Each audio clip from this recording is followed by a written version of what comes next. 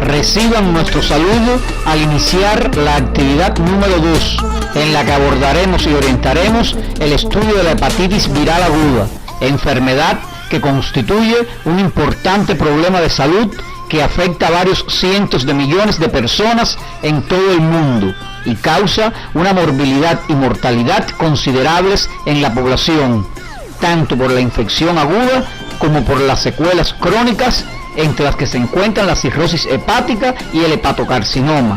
Las últimas 2 décadas han sido testigo de una explosión de conocimientos en relación con esta afección, algunos de los cuales abordaremos en esta actividad. Al concluir la actividad orientadora, serán capaces de vincular los contenidos semiológicos, morfofisiológicos y morfofisiopatológicos con la hepatitis viral aguda, identificar los factores de riesgo que se relacionan con la aparición de esta enfermedad, describir el cuadro clínico, la evolución, el pronóstico y las complicaciones de la enfermedad, seleccionar las evidencias diagnósticas útiles para el diagnóstico de la hepatitis viral aguda y seleccionar la conducta terapéutica correcta en cada paciente portador de esta entidad. Como recordarás de tus estudios de morfofisiopatología, la hepatitis viral aguda es una enfermedad infecciosa sistémica de origen vírico que afecta predominantemente al hígado de forma difusa, donde produce diferentes grados de inflamación y necrosis hepatocitaria. En relación con la etiología, los virus de la hepatitis aguda se dividen fundamentalmente en 2 grupos: los virus hepatotropos específicos, de los que se conocen 5 tipos etiológicos, que son los virus de la hepatitis A, B, C, D y E, y los virus secundariamente hepatotropos como el citomegalovirus, el virus de Epstein-Barr, los virus del dengue y la fiebre amarilla, entre otros. En esta oportunidad estudiaremos solamente las hepatitis virales agudas causadas por virus hepatotropos específicos. Todos los virus hepatotropos específicos son virus RNA o heparnavirus, excepto de la hepatitis B, que es un virus DNA o hepatnavirus. A continuación se describen algunas características de estos virus. El virus de la hepatitis A es un heparnavirus que se transmite por el agua y los alimentos. Resiste temperaturas de 60 grados centígrados por más de 1 hora. La desecación y la acción de agentes como el éter y el cloroformo. Por el contrario, se inactiva con el tratamiento con cloro, formaldehído, radiaciones ultravioletas, la ebullición durante 1 minuto y la temperatura de 95 grados centígrados durante 5 minutos. Este virus se replica en el citoplasma de los hepatocitos, se excreta por la bilis y está presente en las heces de pacientes infectados. Por su parte, el virus de la hepatitis B es un hepatnavirus que posee una parte externa también conocida como antígeno de superficie, el nucleocápside donde se encuentra el antígeno del centro o core. También el nucleocápside contiene una proteína llamada antígeno E. El virus de la hepatitis D es un virus defectuoso y pequeño que para infectar al hepatocito requiere de la presencia concomitante del virus de la hepatitis B. En su nucleocápside posee el antígeno del centro y el antígeno delta. Otro agente causal de la hepatitis viral aguda es el virus C, antes conocido como virus de la hepatitis no A, no B.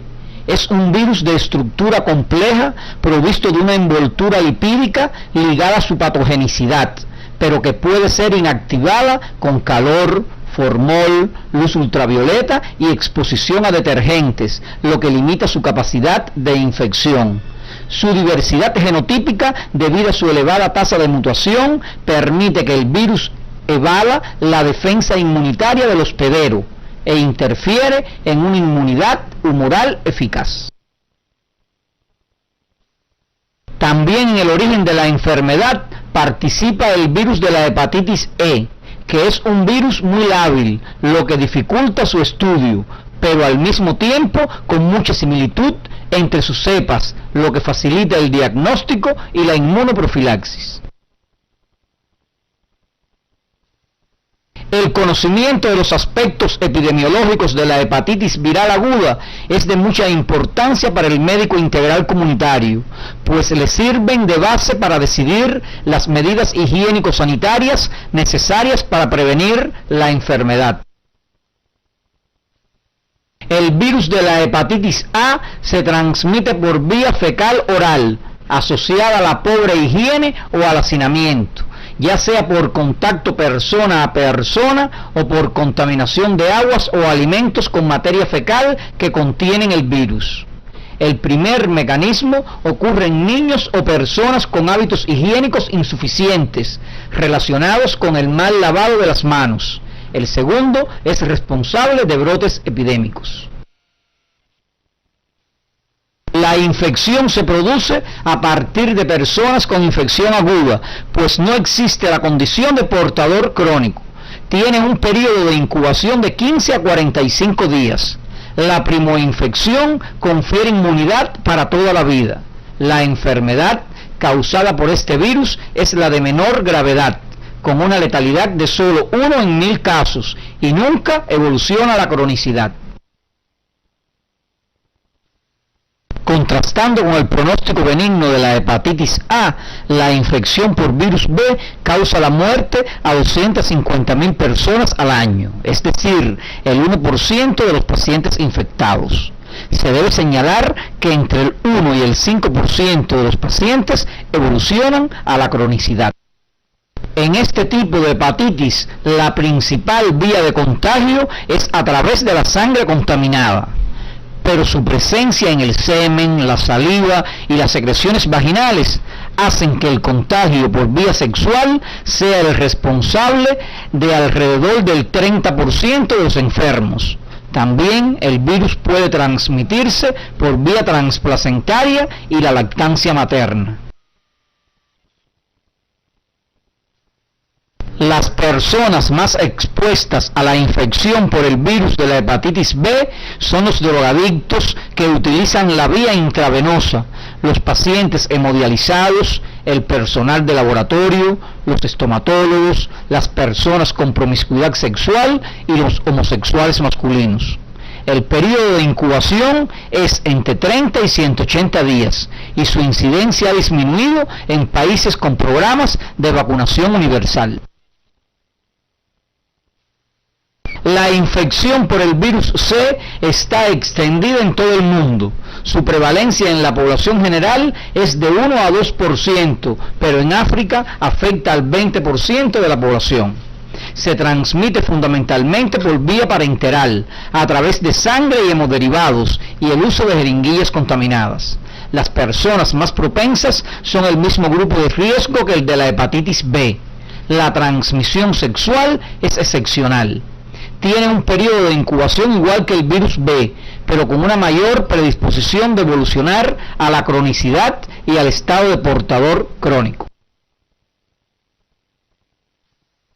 El virus D o agente delta infecta simultáneamente con el virus B o puede infectar a una persona que es portadora del antígeno de superficie del virus B.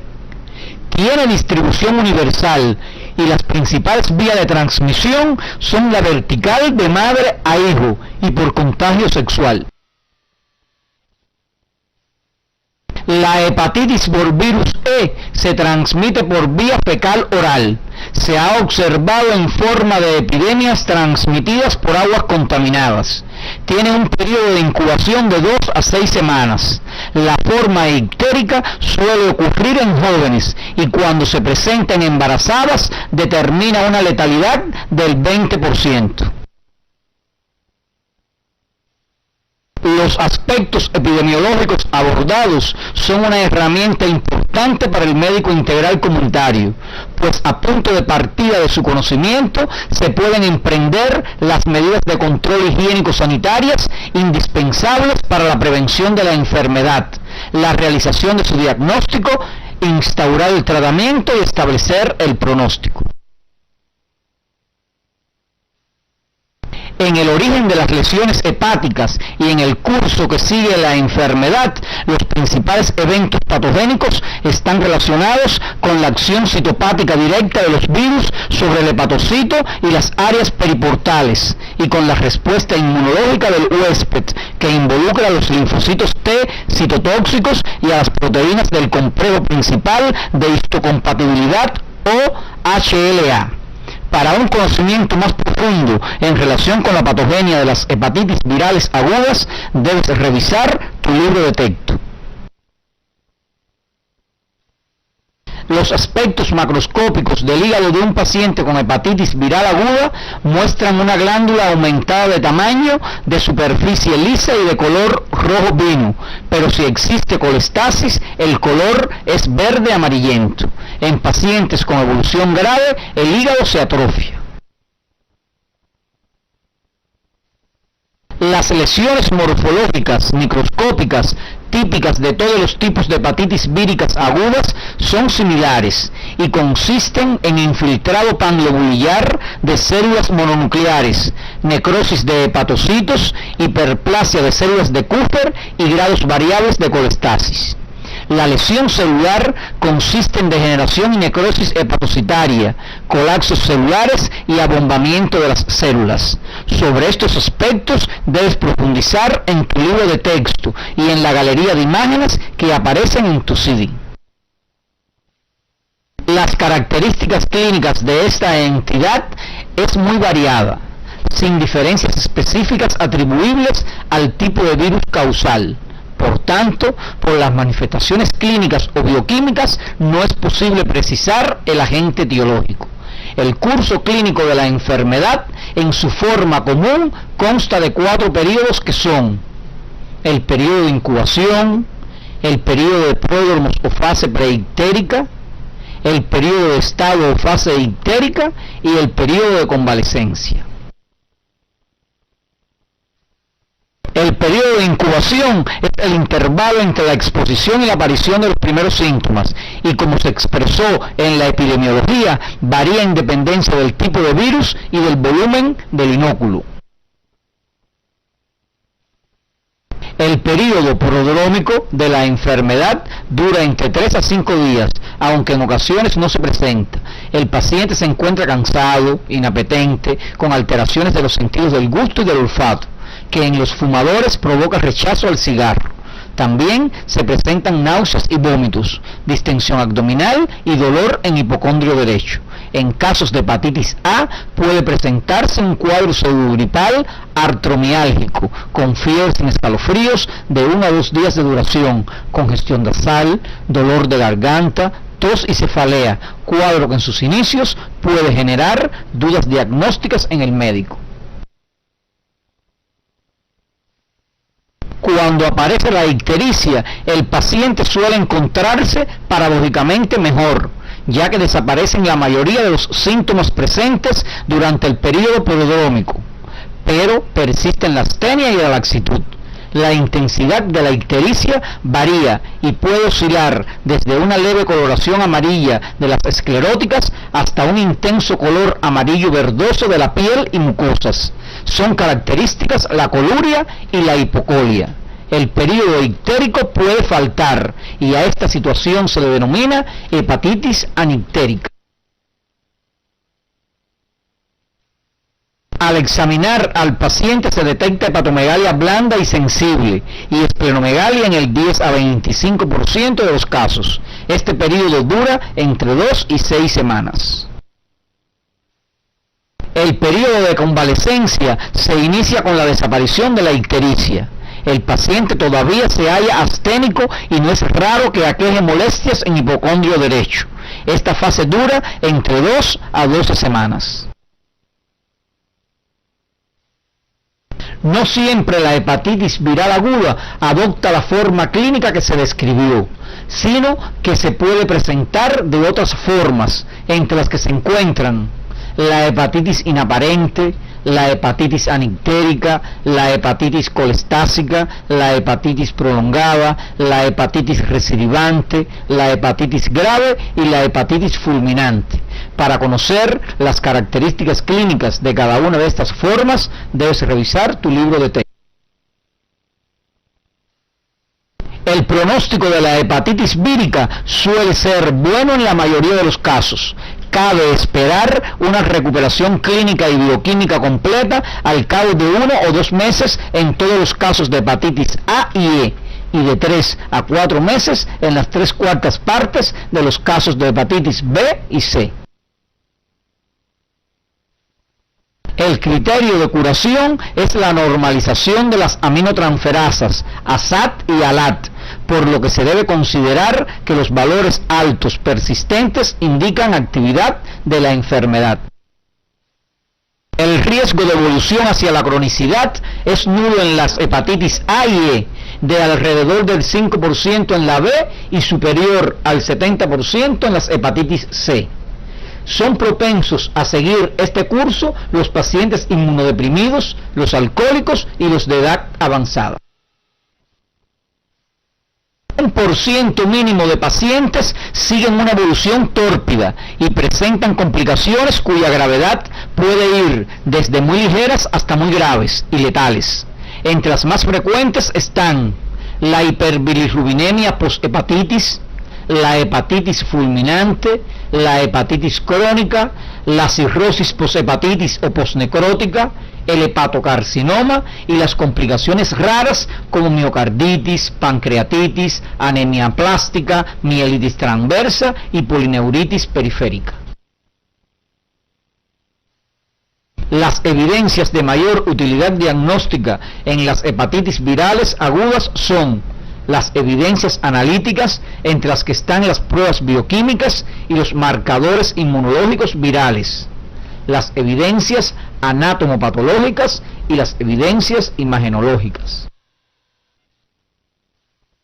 Las alteraciones bioquímicas más frecuentes son la elevación de la bilirrubina en ambas fracciones, la indirecta y la directa, el aumento de la actividad de las aminotransferasas séricas, de 20 a 40 veces por encima de los valores normales, con mayor actividad de la alanino-aminotransferasa que la aspartato-aminotransferasa, el aumento moderado de la fosfatasa alcalina y la gamma-glutamil transpeptidasa, y otras evidencias analíticas como el hemograma, la velocidad de sedimentación globular y el coagulograma son normales en los pacientes de evolución satisfactoria. La determinación de los marcadores serológicos permite el diagnóstico etiológico de las infecciones por virus de la hepatitis A, B, C y D. Observa el cuadro que aparece en la pantalla donde aparecen estos marcadores. La interpretación del resultado de la determinación de los mismos debes estudiarlo en el cuadro que aparece en tu libro de texto. Imagenológicamente, en la hepatitis viral aguda, a través del ecosonograma del hemiabdomen superior, se aprecia hepatomegalia brillante. Es importante la visualización de las vías biliares que están dilatadas en las colestasis. El diagnóstico de la hepatitis viral aguda se basa en los datos de la historia clínica epidemiológica, los resultados de las pruebas bioquímicas y en la determinación de los marcadores serológicos para establecer el virus causante de la enfermedad. Ciertas entidades pueden crear en el médico dudas diagnósticas en relación con las hepatitis virales agudas. En su fase prodrómica, esta debe diferenciarse con otros procesos infecciosos como son la influenza, la mononucleosis infecciosa, la colecistitis aguda y la pielonefritis. En la fase de estado debe considerarse como un diagnóstico diferencial la leptospirosis. Se debe tener en cuenta también la posibilidad de que la hepatitis aguda sea originada por otros virus no hepatotropos específicos o por sustancias tóxicas como el alcohol y algunos medicamentos. El pilar fundamental en el tratamiento de la hepatitis viral aguda y en las que el médico integral comunitario juega un papel protagónico es la profilaxis. Entre las medidas más importantes que se deben indicar están la potabilización del agua, el control de los manipuladores de alimentos, la destrucción y eliminación de excretas y residuos de forma adecuada y evitar la promiscuidad sexual. Dentro de otras medidas que se utilizan para la profilaxis de la enfermedad se encuentran promover el uso de preservativos, el empleo adecuado de sangre y hemoderivados, el control de donantes de sangre, la esterilización correcta de jeringas y agujas, evitar el uso de drogas intravenosas y la inmunoprofilaxis pasiva o activa con vacunas contra la hepatitis A y B. En relación con el tratamiento curativo, todavía no se dispone de un tratamiento etiológico de las hepatitis virales en fase aguda. Las medidas terapéuticas son de tipo sintomáticas y raramente necesitan de la hospitalización del paciente. Entre las principales medidas se encuentran el reposo estricto solo en periodo de mayor astenia, la dieta con restricción de las grasas y el aumento de los carbohidratos solo en las primeras fases, y no consumir bebidas alcohólicas durante el primer año. Los agentes farmacológicos deben ser utilizados con precaución, teniendo en cuenta que algunos son de metabolismo hepático. Entre los más recomendados se encuentran los antieméticos, los antihistamínicos y la colestiramina en caso de prurito, la vitamina K en pacientes con tiempo de protrombina prolongado, el interferón alfa-2 recombinante en pacientes con hepatitis C, en pacientes con antígeno E de la hepatitis B positivo por más de 12 semanas, en pacientes que usan inmunodepresores, en alcohólicos y en trasplantados. Para un conocimiento más profundo relacionado con las indicaciones, las dosis, el tiempo de tratamiento y los efectos adversos de estos medicamentos, debes revisar tu libro de texto. El seguimiento del paciente con hepatitis viral aguda incluye dosificación de aminotransferasas semanalmente durante el primer mes y luego mensualmente durante los primeros 6 meses. Los criterios para decidir el alta de un paciente que padeció hepatitis viral aguda son los siguientes: la desaparición del cuadro clínico, la normalización de las aminotransferasas, los niveles normales de bilirrubina y la negativización del antígeno de superficie en pacientes con hepatitis B. Una vez finalizada la actividad orientadora de hoy, llegamos a las siguientes conclusiones.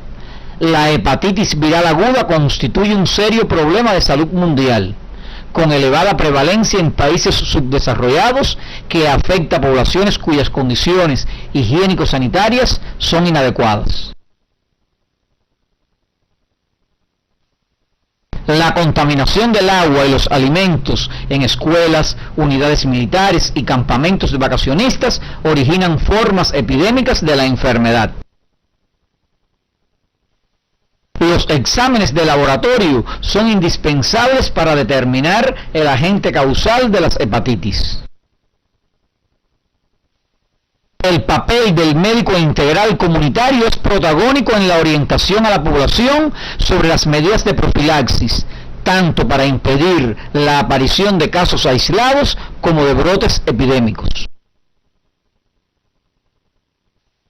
La actuación rápida, oportuna y adecuada del médico integral comunitario ante un caso de hepatitis viral aguda es decisiva para evitar que la enfermedad evolucione a la cronicidad, a la cirrosis hepática y al hepatocarcinoma. El médico integral comunitario debe orientar a los principales grupos de riesgo de contagio de las hepatitis B y C, las que constituyen un serio problema de salud en este grupo poblacional. Los estilos de vida no saludables conducen a la aparición de múltiples enfermedades no transmisibles, dentro de las cuales la diabetes mellitus ocupa un lugar preponderante, asociada a la obesidad, al sedentarismo y a las dietas inadecuadas. Este constituirá el tema de la próxima actividad orientadora.